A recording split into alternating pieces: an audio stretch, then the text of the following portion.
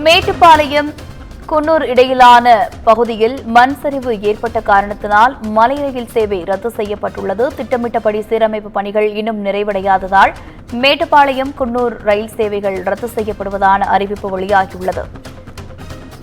கூடுதல் விவரங்களோடு இணைகிறார் செய்தியாளர் மார்டின் ராஜா. வணக்கம் மார்டின் ராஜா, இந்த சேவை எப்போது தொடரும் என்ற அறிவிப்பு வெளியாகியுள்ளதா? விவரங்கள். மேட்டுப்பாளையத்திலிருந்து சுற்றுலா நகரமான உதகைக்கு நாள்தோறும் மலை ரயில் சேவை இயக்கப்பட்டு வருகிறது. மிகவும் பிரசித்தி பெற்ற இந்த யுனெஸ்கோ பாரம்பரியம் சின்னமாக அறிவிக்கப்பட்டுள்ள இந்த மலை ரயிலில் பயணிக்க இந்தியா மட்டுமல்லாமல் உலகம் முழுவதும் இருந்து ஏராளமான சுற்றுலா பயணிகள் இங்கே வருவது வழக்கம். அதன் இயற்கை அழகை கண்டு ரசிப்பதற்காக இதில் பெரும்பாலான சுற்றுலா பயணிகள் இதில் பயணம் செய்வதற்காக விரும்புகின்றனர். இதனிடையே கடந்த ஆகஸ்ட் 1ஆம் தேதி மழையின் காரணமாக ரயில் தண்டவாள பகுதி ஹில்க்ரோ பகுதியிலே ரயில் தண்டவாளத்தில் மண் சரிவு மற்றும் பாறை சரிவு ஏற்பட்டு மரங்கள் விழுந்ததால் அதனை சீரமைக்கும் பணிக்காக ஆகஸ்ட் 6ஆம் தேதி வரை மலை ரயில் சேவை நிறுத்தப்படும் என தென்னக ரயில்வே அறிவித்திருந்தது.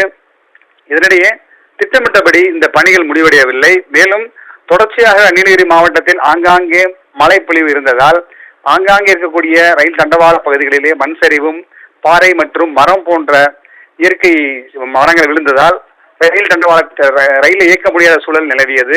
இதனிடையே வரக்கூடிய 15ஆம் தேதி வரை ரயில் இயக்கப்படாது என்று தென்னக ரயில்வே அறிவித்திருந்தது. எனினுமே திட்டமிட்டபடி ரயில்வே ஊழியர்கள் அந்த தண்டவாள பாதையில் இருக்கக்கூடிய ஆங்காங்கே விழுகக்கூடிய மண் சரிவையும் பாறையும் அகற்றி வருகிறார்கள். எனினுமே அடுத்த 2 நாட்களுக்கு கோவை மற்றும் நீலகிரியிலே கனமழை பொழியும் என வானிலை ஆய்வு மையம் எச்சரித்திருக்கிறது.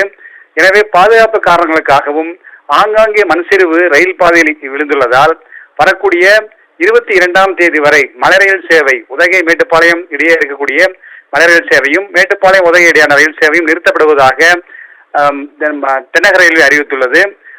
ஆன்லைன் மூலமாக ஏற்கனவே முன்பதிவு செய்த பயணிகளுக்கு அவர்கள் செலுத்திய கட்டணம் திரும்ப வழங்கப்படும் என்றும் தெரிவிக்கப்பட்டுள்ளது. சாரா, விவரங்களுக்கு நன்றி மார்டின் ராஜா.